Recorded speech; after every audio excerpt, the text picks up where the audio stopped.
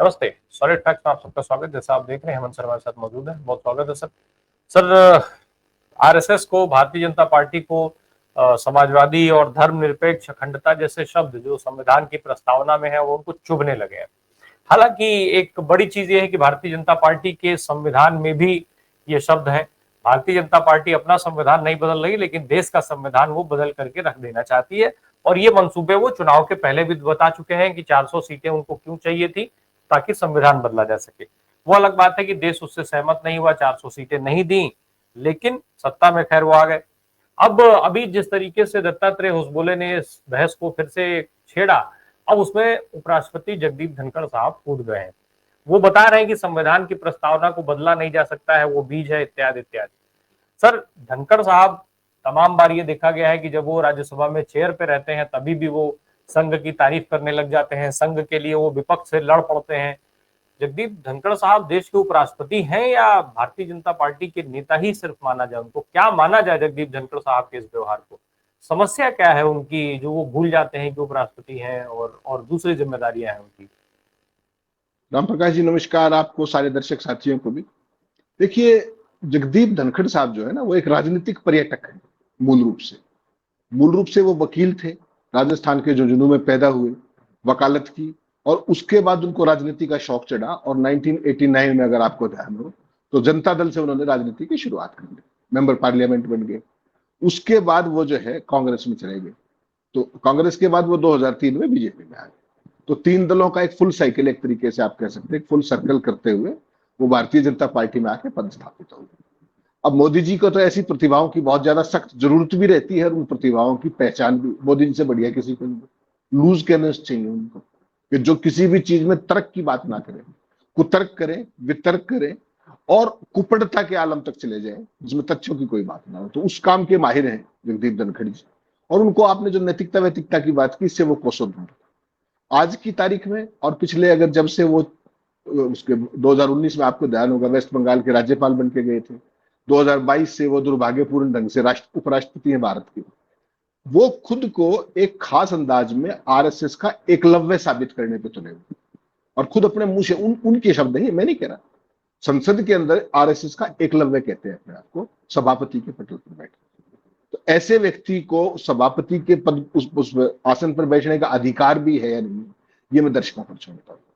जिस तरीके से उन्होंने आसन पर बैठ करके जया बच्चन के साथ जो व्यवहार किया, वेस्ट बंगाल में एज ए गवर्नर उनका जो तृणमूल कांग्रेस के साथ उनका जो व्यवहार था, जो जिस तरीके के विवाद थे, जिस तरह की बड़बोलापन था, जिस तरीके से वो भाजपा के एजेंट आप उनको कह रहे हैं, मुझे लगता है उससे ज्यादा है। वो कहीं ना कहीं आज की तारीख में जो भाजपा की ट्रॉल ब्रिगेड है 2014 से सक्रिय, आरएसएस की जो ट्रॉल ब्रिगेड है, आईटी सेल का एक बहुत ही अभिन्न हिस्सा है वो, और उनकी तमाम चीजों को वो पेडल करने में कभी वो पीछे नहीं रहते। जो तीन शब्द आपने कहे संविधान की प्रस्तावना में, दत्तात्रेय होसबोले, उनका क्या वास्ता है संविधान से? वो उस संगठन को देखिए, वो उस संगठन का प्रतिनिधि है जिन्होंने लंबे समय ना तो तिरंगे को अपनाया, वो संविधान को अपशकुन मानते थे, तिरंगे को अपशकुन मानते थे। भारतीय संविधान के तहत आरएसएस आज तक ना रजिस्टर्ड बॉडी है, ना उसका कोई पैन नंबर है, ना उसकी कोई मेंबरशिप है। ऐसी संस्था के व्यक्ति की बात को देश का उपराष्ट्रपति सेकंड करे, उसको ऑगमेंट करे, उसको सप्लीमेंट करे, इससे दुर्भाग्यपूर्ण और शर्मनाक कोई चीज हो नहीं सकती। बेसिकली दत्तात्रेय होसबोले और ये जो गैंग है पूरे का पूरा संघ का, इनका कभी मुद्दों से कोई वास्ता नहीं रहा, इनका कोई राष्ट्रवाद से कोई मसला नहीं है। ये विशुद्ध कुर्सीवादी लोग हैं। कभी ये इंडिया को भारत बनाने चल पड़ते हैं, कभी ये तीन शब्द हटाने लग जाते हैं। ये जो तीन शब्द संविधान में तो चलो इंदिरा गांधी ने जोड़े थे, बीजेपी के संविधान में इंदिरा गांधी लिख के आई थी क्या होसबोले को ये नहीं पता कि संविधान के अंदर शब्द है? आरएसएस तो उन्हीं का, आरएसएस का ही तो ऑफशूट है ना बीजेपी। उसके बाद जो अपने राजस्थान, अपने मध्य प्रदेश के जो मुख्यमंत्री थे शिवराज चौहान, वो भी कूद लिए मैदान में कि ये बढ़िया मौका है संघ के नजदीक जाने का। उनको भी लगता है कहीं मोदी जी की कुर्सी डावाडोल हो तो तुम्हारा दाव लग जाए, तो आरएसएस जो कहे उसको आंख बंद करके ढोल पीटने लग जाओ। और जगदीप धनखड़ को तो आप जानते हैं, जगदीप धनखड़ तो जैसे वकील थे कैसे नहीं थे उस पर तो मैं टिप्पणी नहीं करना चाहूंगा, लेकिन जो हाल के दिनों में जो सुप्रीम कोर्ट ने इतना क्रांतिकारी फैसला दिया राज्यपालों की शक्तियों को लेकर के, राष्ट्रपति को लेकर के, कि भाई इतने दिनों के अंदर कोई बिल आएगा तो आपको पास करना पड़ेगा, उसको लेकर के वो न्यूक्लियर मिसाइल कह रहे थे। भारत के जो संविधान का मूल ढांचा है उसको लेकर के वो अनर्गल जो मर्जी आए टिप्पणियां करते हैं, अपने आप अपने से बड़ा संविधान में भी नहीं मानते, और फिर असलियत मुंह से निकल जाती है कि मैं आरएसएस का एकलव्य हूँ, आरएसएस से ज्यादा संघ निष्ठा किसी की नहीं। अब आप समझिए, ऐसा व्यक्ति देश की राज्यसभा के जो एल्डर्स हाउस है उसके सभापति के पद पर बैठकर वो क्या करता होगा? वो बाहर तो ट्रोलिंग करता ही करता है, और उसको छपास का और दिखास का रोग मोदी से भी ज्यादा है। हर मुद्दे पर, चाहे उसकी कोई जरूरत हो या ना हो, हर मुद्दे पे कूद पड़ना, चीप पॉपुलैरिटी लेना। पर्पज एक है राम प्रकाश जी, वही दुखती रही। 74 साल के हो गए, 2 साल का कार्यकाल अभी और बचा हुआ है। अंदर से दबी कुचली इच्छा है कि किसी तरीके से राष्ट्रपति के पद पर दांव लग जाए। इसलिए मोदी के प्रिय तो पहले ही वो कमर झुका के जिस तरीके से उनके सामने खड़े होते हैं, मोदी के प्रिय तो ही संवैधानिक पद पर होते हुए वो कहीं ना कहीं आरएसएस की गुड बुक्स में आके उनको ये लगता है कि आरएसएस तुम्हारा दांव लगा सकता है राष्ट्रपति के पद पर। और ये मैं आपको आज फिर कह रहा हूं, at the cost of reputation, किसी कीमत पर भाजपा और संघ इनको राष्ट्रपति नहीं बनाएंगे, कभी नहीं बनाएंगे, चाहे कुछ भी कर लेंगे। इस पद की नैतिकता को इन्होंने तार तार कर दिया, इस पद की गरिमा को तार तार कर दिया। सभापति के पद पर जिस तरीके इनकी जो टिप्पणियां होती है बैठ करके, खासतौर पर विपक्ष के प्रति और सत्ता पक्ष के प्रति जो इनका रुझान है, और आप देखिए इनके खिलाफ विपक्ष अविश्वास प्रस्ताव लेकर के आया। कभी आपने सुना था इतिहास के अंदर कि राज्यसभा के उसके ऊपर सभापति के ऊपर अविश्वास प्रस्ताव? जब एक्सट्रीम पोजीशन हो जाती है उसके बाद दिसंबर 24 में विपक्ष इनके खिलाफ अविश्वास प्रस्ताव लेकर आया। लेकिन वो काम इनके लिए काम किया सरकार के लिए डिप्टी स्पीकर उसने, हरिवंश ने डिप्टी चेयरमैन ने, और उन्होंने उसको आगे नहीं बढ़ने दिया, उसको रोक दिया एक तरीके से। तो इससे बुरी और क्या बात हो सकती है सभापति के पद पर बैठे हुए व्यक्ति के लिए कि विपक्ष उसके खिलाफ अविश्वास प्रस्ताव करे। तो इनको किसी भी तरीके से बेसिकली इनको एक शब्द जुड़वाना चाहिए। संविधान का तो इनको पता नहीं किसी को भी, ना होश बोलने का कोई मतलब है ना किसी को भी। ये जितनी कुपड़ सेना है इनको भाजपा के संविधान की प्रस्तावना में एक शब्द लिखवाना चाहिए। ये मेरा सुझाव है कि भाजपा शर्मनिरपेक्ष लोगों का एक समूह होगी जिनके अंदर ना अकल होगी, ना कोई बुद्धि होगी, ना कोई विजन होगा। उनके अंदर केवल और केवल एक खास तरीके का प्रचार होगा, दुष्प्रचार होगा, प्रोपेगेंडा होगा, वो सारी चीजें। सर, धनखड़ साहब जिस तरीके से हर मामले पर कूदते हैं, चाहे वो सुप्रीम कोर्ट की गाइडलाइंस हो, अगर वो कहते हैं कि भाई राष्ट्रपति को इतने समय पे ये कर देना चाहिए, धनखड़ साहब को उससे समस्या होती है। धनखड़ साहब को देश में संविधान से समस्या होती है, संविधान में क्या बदल दिया गया उससे समस्या होती है। ये सारी चीजें, धनखड़ साहब उस समय कहाँ थे जब संविधान में ये सारे शब्द जोड़े जा रहे थे।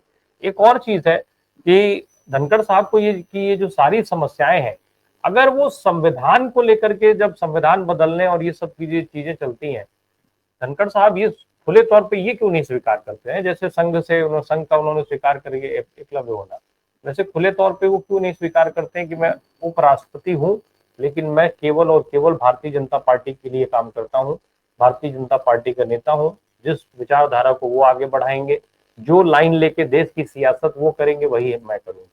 क्योंकि as a vice president of country उनको निशिकांत दुबे की बात से समस्या नहीं होती है।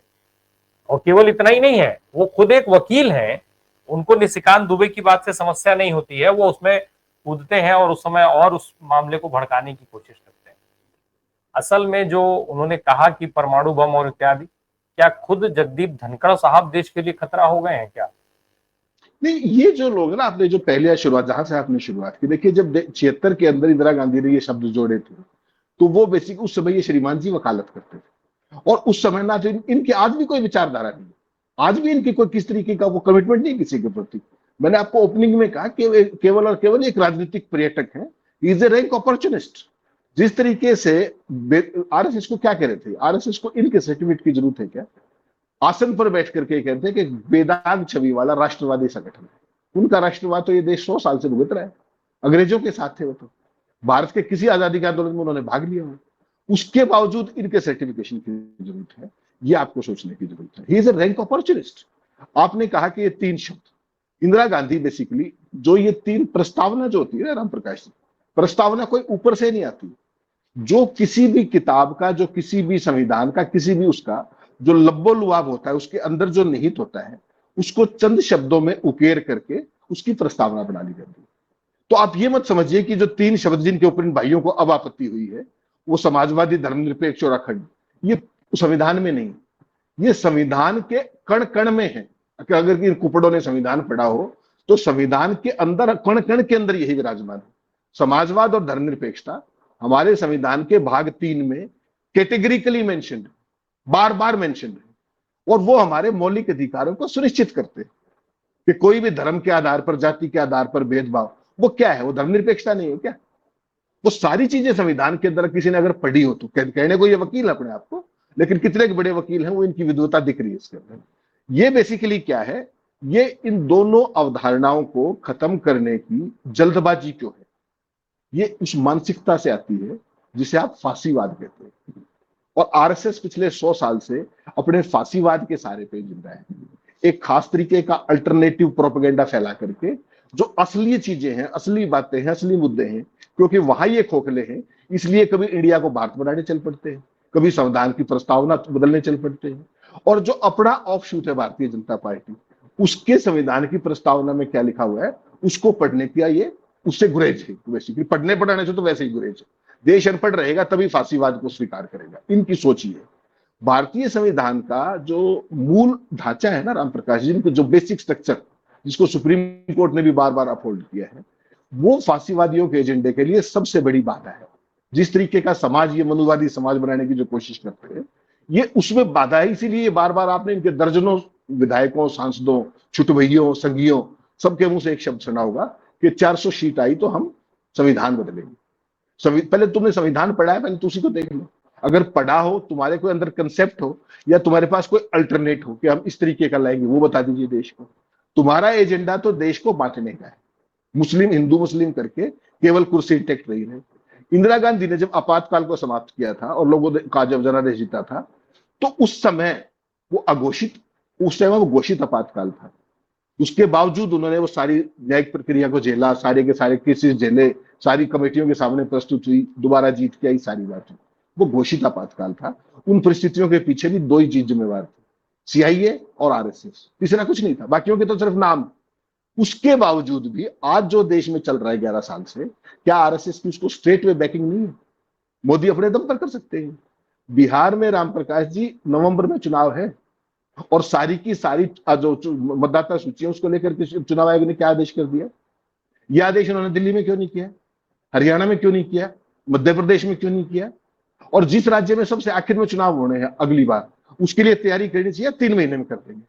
और अगर आपके पास 8 करोड़ लोगों के लिए ऐसा मैकेनिज्म है कि आप 2 महीने में, 1 महीने में, 3 महीने में ये कर सकते हैं, तो जो 2021 में जनगणना ड्यू थी वो आज 2025 तक क्यों नहीं हुई? तो ये लोग मूल रूप से फांसीवादी हैं। इनको किसी मुद्दे की व्यवहारिकता की, प्रैक्टिकलिटी की, किसी चीज की कोई संबंध नहीं। इनके कार्यकाल में, इनकी सोच में, इनके विचार के अंदर नागरिक स्वतंत्रता, जीवन और सम्मान से जीने का अधिकार, वो इनकी वोकैबुलरी में ही नहीं। ना इनका खुद का आत्मसम्मान है, ना कभी इन्होंने आत्मसम्मान खुद से जीना सीखा है, ना इनका कोई विजन है, ना कोई व्यू है। इनका व्यू है पैरोकियर, कि देश खुपट बना रहे, मूड बना रहे, ताकि अनपढ़ बना रहे। वो जो अनपढ़ रहेगा तो सवाल नहीं पूछेगा। तो पूरे देश के अंदर जब से 11 साल से सत्ता में आए हैं, किस तरह का माहौल बना दिया है। ये देश तो सच्चाई का प्रतीक था। पूरे देश के अंदर वो अपने न्याय के लिए जाना जाता था। आज देश को लाके कहां खड़ा कर दिया। उसके पीछे मोदी जी तो बड़े शान से कहते हैं कि मैं तो आरएसएस का स्वयं सेवक हूं। तो स्वयं सेवक की क्या उपलब्धियां हैं जरा बताएं देश को एक बार खुल करके, जरा प्रेस कॉन्फ्रेंस करके बताएं, पूरी दुनिया को बताएं। राष्ट्रवाद का ठेका ले रहे हैं। ट्रंप सुबह से शाम तक, दिन में जब तक 3 बार बेइज्जती ना कर ले उसको रोटी हजम नहीं होती। एक शब्द इनके मुंह से नहीं फूटता। रोज मन की बात करते हैं, कभी कुछ करते हैं, कभी कुछ करते हैं। किसी ज्वलंत मुद्दे पर आपने भारत के प्रधानमंत्री यशस्वी नरेंद्र मोदी जी को एक शब्द कहते हुए सुना है? एक शब्द बताइए मुझे। ये इनका राष्ट्रवाद। पूरी दुनिया के साथ जो हमारे डिप्लोमेटिक संबंध थे, अंदरूनी चीजें तो छोड़ दीजिए, भारत के साथ तो जो कर रहे हैं अंदरूनी, हिंदू मुस्लिम और जाति धर्म, वो तो अलग चीज होगी। पूरी दुनिया में भारत को आइसोलेट करके लाके खड़ा कर दिया। आज कहां खड़े हो आप?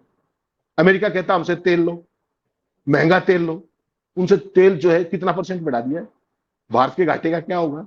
कोई मतलब नहीं है। शुरू कर दो, कितना ही घाटा हो, कितनी दूरी लगे, कितना ही समय लगे, कोई समस्या नहीं। इजराइल की बात के लिए सारे मिडिल ईस्ट को नाराज कर लिया, सारे मुस्लिम कंट्रीज को नाराज कर लिया। 57 के 57 देश आपके खिलाफ खड़े हो गए। आप करना क्या चाह रहे हैं? अमेरिका का जैसा पिछलग्गू भारत आज है, आज से पहले कभी नहीं है। ये कह रहे हैं हम विश्वगुरु हैं। ट्रंप वहां से एक अंतर फटकारता है, सारा सिस्टम सीधा हो जाता है।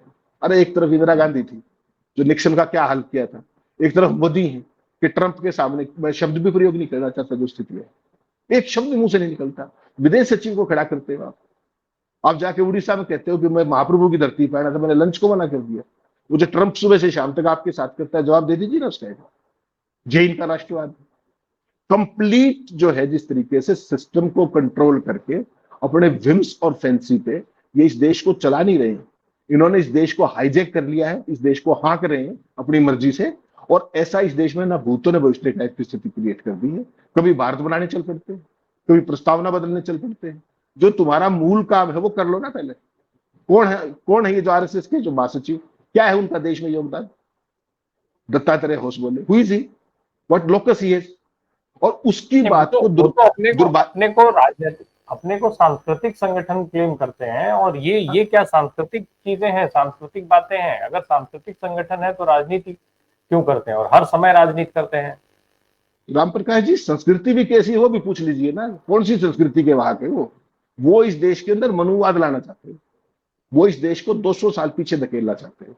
ये है उनकी मंशा, ताकि वो सत्ता पर काबिज हुए रहे।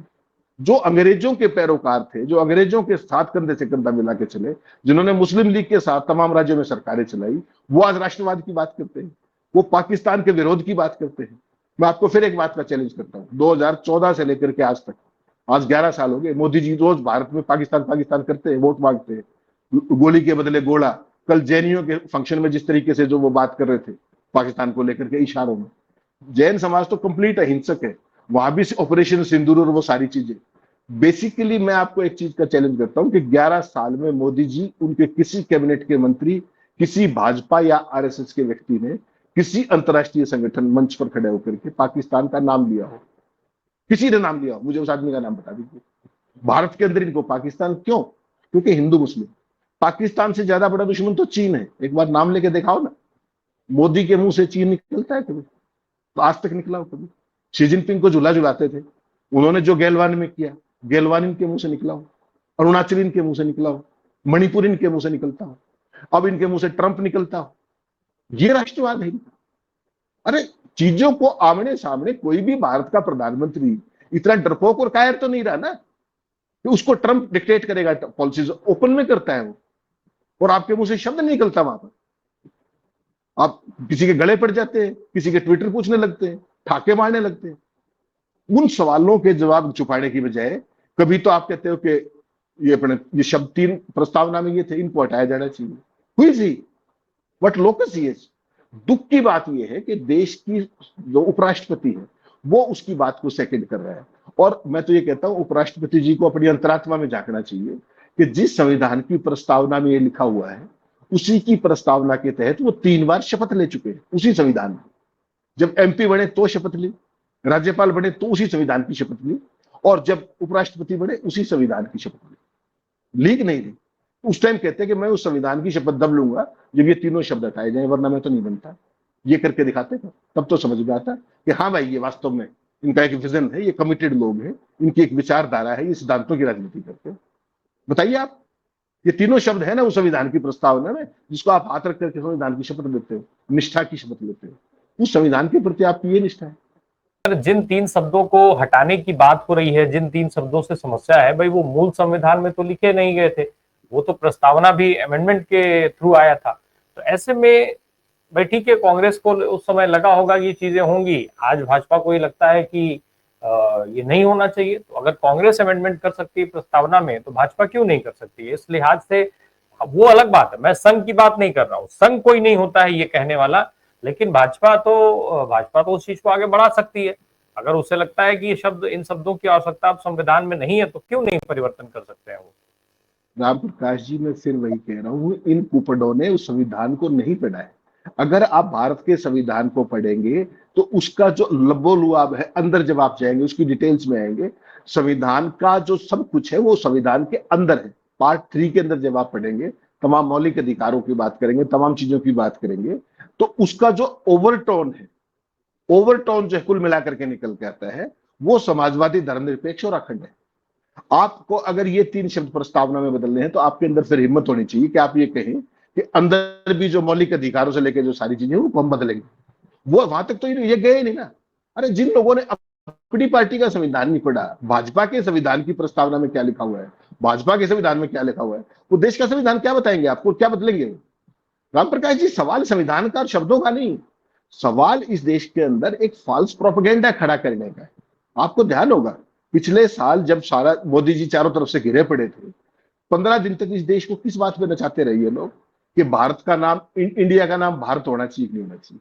15 दिन तक इस काम पे चला, पूरे देश का डॉगी मीडिया इतनी शर्मनिरपेक्षता के साथ पता नहीं कहां कहां से कुतर्क लेकर के आए, और उस सारे पे 15 दिन इस देश को दौड़ाया जाता रहा। कहां गया उस पर विचार, कहां गया कि मोदी जी स्पेशल सेशन ला करके भारत इंडिया का नाम बदलने जा रहे हैं, बताइए। तो ये तो वो लोग हैं, इनको बेसिकली क्या है, जब ये किसी मुद्दे पे गिरते हैं तो इनको इधर उधर भागने की जगह की जरूरत होती है, और उस समय किसी एक लूज कैनन को इस तरह की बकवास करने के लिए छोड़ते हैं। ये आरएसएस का भी स्टैंडर्ड ऑपरेटिंग प्रोसीजर है, ये बीजेपी का भी, कि कोई एक छुटभैया जिसका कोई वास्ता नहीं है वो इस तरह की बकवास करेगा, उसके बाद मोदी मीडिया उसके पूरी बकवास को रेप्लिकेट करेगा, देश की मुख्य धारा की डिस्कशन में लाएगा, डोगी मीडिया उसको आगे बढ़ाएगा, और फिर 15 दिन तक और कोई मसला, सारे मसले ध्वस्त हो जाएंगे। ये इनकी ध्यान बांटो और राज करो की राजनीति है, इसको समझना पड़ेगा। और जो व्यक्ति उपराष्ट्रपति के पद पर बैठ करके खुद को, देखिए जब उपराष्ट्रपति के पद पर बैठते हैं ना, उपराष्ट्रपति हुआ, राष्ट्रपति हुआ, जो संवैधानिक पद है, उससे पहले आप अपनी जिस भी पद उस पर आप पार्टी में, उसको छोड़ते हो औपचारिक तौर पर। क्यों? ताकि आप न्यूट्रल हो या ना हो, लेकिन न्यूट्रल दिखो आप नैतिक आधार पर कि अब वो किसी संगठन के सदस्य है। और वो व्यक्ति जो राज्यसभा के अंदर कुर्सी पे बैठ के, आसन पे बैठ के ये कहे कि मैं संघ का एकलव्य हूं, आप ये सोचिए कि उस आदमी का ये व्यवहार, is his conduct is unbecoming of vice president of this country और नॉट? ऐसा व्यक्ति है कैसे उस पद पर? मेरा तो ये मूल सवाल है। संघ है क्या? What is RSS? बताइए उनकी क्या क्रेडेंशियल्स है, बता दे कोई देश में। केवल देश को इस तरीके की चीजों में उलझा के रखना, मुद्दों के ऊपर ना आने देना, कभी धर्म के आधार पर विभाजन करना, कभी किसी और चीज पे विभाजन करना, कभी अंग्रेजों के साथ खड़े हो जाना, आजादी के आंदोलन में शामिल ना होना, यही तो क्रेडेंशियल्स हैं 100 साल से। और इस बार 16 साल बना रहे, 24 घंटे हिंदू हिंदू हिंदू हिंदू। इस देश में हिंदुओं के लिए तुमने क्या कर दिया भाई? अब्दुल को टाइट करने चले थे, सारे हिंदू टाइट हुए पड़े। जो 82 करोड़ मुफ्त अनाज ले रहे उसमें हिंदू नहीं है क्या? जो भुखमरी है जो वो उसमें हिंदू नहीं है क्या? जो बेरोजगारी है वो हिंदुओं में नहीं है क्या? हिंदू महंगाई के शिकार नहीं है क्या? दे देना दत्तात्रेय होसबोले इसका जवाब। क्या किया 11 साल में हिंदुओं के लिए अलग से बता दीजिए। और वो जो श्रीमान जी एक हैं जो कपड़ों से पहचान लेते हैं, वो बता दीजिए। तो सुबह से शाम तक आप शासन के लिए आए हो, दुर्भाग्य है इस देश का कि आप जैसे लोग सत्ता में हैं, लेकिन कम से कम जो आपने 1947 तक नहीं किया था, उन पापों को आप धो लीजिए।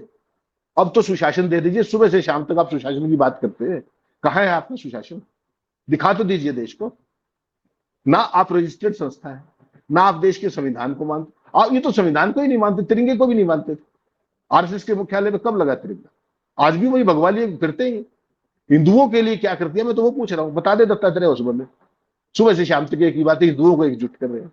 वो हिंदुओं को एकजुट इसलिए कर रहे हैं कि मुसलमान को टाइट कर दो और तुम्हारी दुकान चलती रहे सत्ता की। इसके अलावा क्या है बता दीजिए मुझे। यही सब है, यही सीखा, यही करते हैं। इनकी कोई औपचारिक किसी भी तरह की सैद्धांतिक विचारधारा कोई चीज नहीं। They are only and only committed for one thing, और वो है कुर्सीवाद।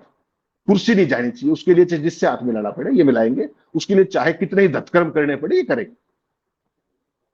जो संघ की नीति है, जो संघ चाहता है, उसी को धनखड़ साहब जिस तरीके से आगे बढ़ाते हैं, वो उनके ऊपर शक पैदा करता है कि आखिर जो उपराष्ट्रपति जैसे अहम पद पर जो जिम्मा उनको मिला है और जिसके लिए उन्होंने संवैधानिक रूप से कसम खाई है, वो उसका परिहास कब तक करते रहेंगे, कब तक उसका माखौल उड़ाते रहेंगे, और कब वो वास्तव में उस पद की गरिमा के हिसाब से बात करेंगे, व्यवहार करेंगे, आचरण करेंगे। ऐसे में निश्चित तौर पे धनखड़ साहब तो छोड़ दीजिए, उस पद की गरिमा को गिराने का काम एक तरीके से लगातार कर रहे हैं। कब तक करते रहेंगे, उनको अगला कौन सा पद मिलेगा, ये देखने वाली बात होगी कि वास्तव में देश के राष्ट्रपति के लिए जिस कदर वो लालायित है, क्या संघ उनके लिए उसके वहां पे खड़ा होगा कि हाँ इनको राष्ट्रपति बनाया जाए, क्या मोदी जी उनको वहां तक ले जाएंगे, ये देखने वाली बात है। बहुत बहुत धन्यवाद हेमंत सर से बात करने के लिए। Thank you so much.